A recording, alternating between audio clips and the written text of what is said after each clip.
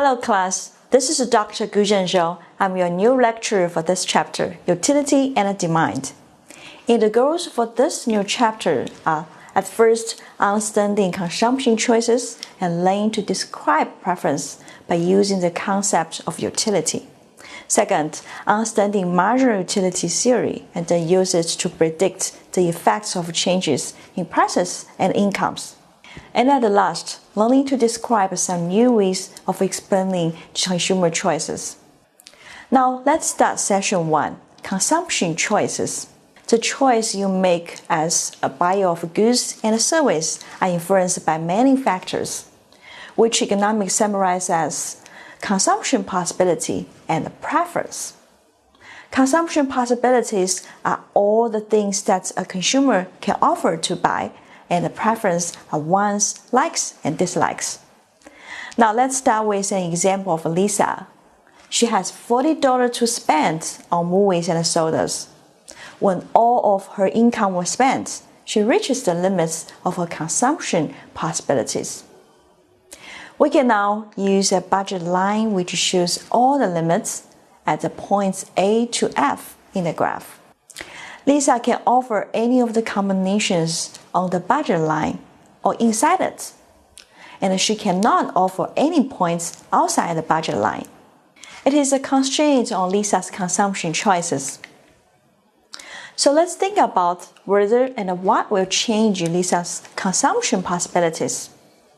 Yes, her income and either the price of a movie or soda. For example, a rise in income shifts the budget line outward and leaves its slope unchanged. Then the consumption possibility expands. Also, if a rise in a price changes, say the price of a movie, then the slope of the line changes and shrink consumption possibilities. Well, the budget line shows what is possible, and the second factor, that is consumer's preference, determine which possibility is chosen. Back to our example of Lisa, the preference is her likes and dislikes.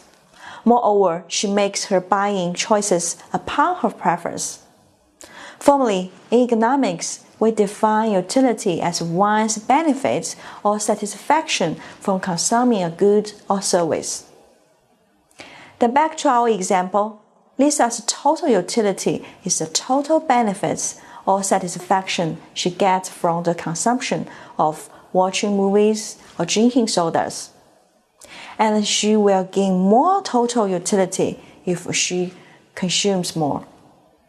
Specifically, if she consumes one more utility in the quantity of the goods, what she gets is called marginal utility. Okay, Table 8.1 shows how to calculate Lisa's marginal utility from her total utility. For example, the total utility increases when she consumes more units of movies or sodas in both rooms. The marginal utility is calculated after one more unit good consumed. Moreover, we might also notice as the number of movies seen in 1 month increases, marginal utility for movies decreases. We call it the principle of diminishing marginal utility. As shown in the graph, firstly, total utility from soda increases as one more soda is consumed.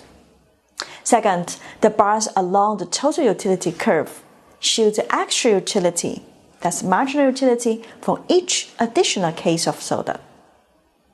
In addition, as Lisa increased the quantity of soda she drinks, her marginal utility from soda diminishing. This is exactly the principle of diminishing marginal utility.